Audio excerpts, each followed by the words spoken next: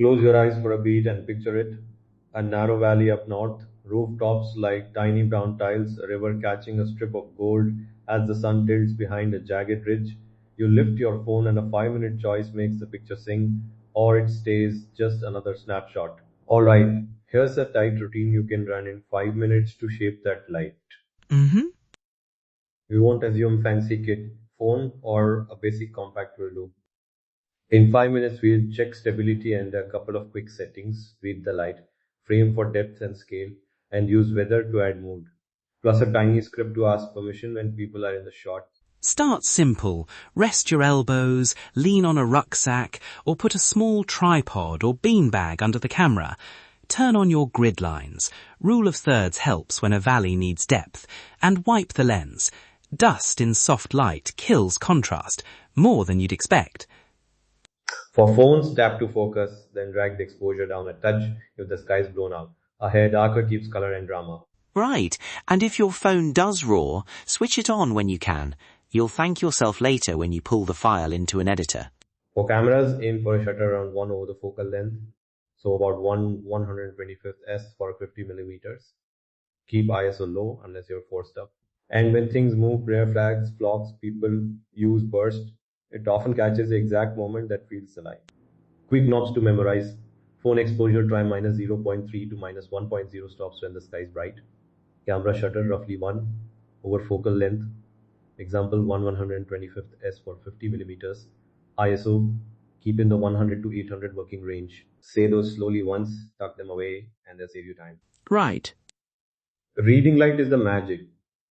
Golden hour matters, yes, but the best 5 minutes are often when sidelight grazes ridges or backlight picks out mist and dust.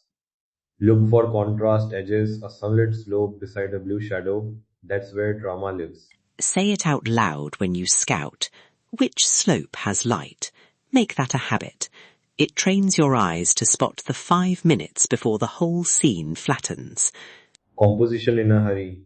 Find a simple foreground, a rock, a clump of grass, and tuck it into a corner to give depth. Leading lines are everywhere. Tracks, walls, streams, use them to pull the eye toward the light. And when you want to show scale, a person works best, but Only if that person adds to the story. A tiny silhouette at the edge makes mountains feel enormous.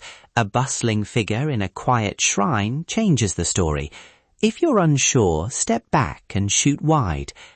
good rule. Decide the story first.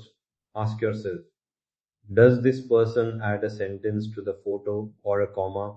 If they add a sentence, include them. If they clutter the line, let the landscape breathe. Always ask. A tiny script works. Salam, may I take your photo? I can show you afterwards. If someone hesitates, offer distance or a wider shot. Photograph the way you'd want to be photographed, with dignity. Weather is your co-director. Clouds soften harsh mid-daylight into texture. Mist separates layers and turns a flat scene into depth. If the sky is dramatic, expose for the sky and let the foreground sit a touch darker. Preserve the feeling. And when fog flattens everything, try black and white. It emphasizes shape. Walk a few meters left or right. Small shifts change the background and the light on your subject. Okay. Nice. 2 rapid edits in the field. Straighten and crop first. Composition beats filters. Then nudge exposure and warmth. Add a touch of warmth to match what your eyes saw, and raise clarity or texture very slightly to bring out mountain detail. And a note on metadata. Credit the place and any people, but avoid precise home geotags for privacy. To recap the ritual, look, lock, frame.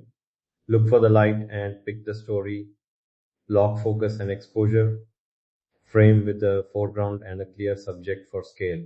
Run that in 5 minutes before the light shifts. Try it tomorrow morning. Pick 3 frames, make those 5-minute choices and move on. Print the checklist, pin it to your camera bag, and try those 3 frames tomorrow. You'll start seeing what the mountain is offering. I'm already imagining honest, kind photos that show place and people properly. If you found this useful, visit our website to download the printable 5-minute photography checklist. Print it, tuck it in your bag, and use it on your next walk. Subscribe to the podcast so you don't miss when we discuss a listener photo next time. Okay, Ahan, go practice and bring back your favorite image. We'll talk about it on the trail.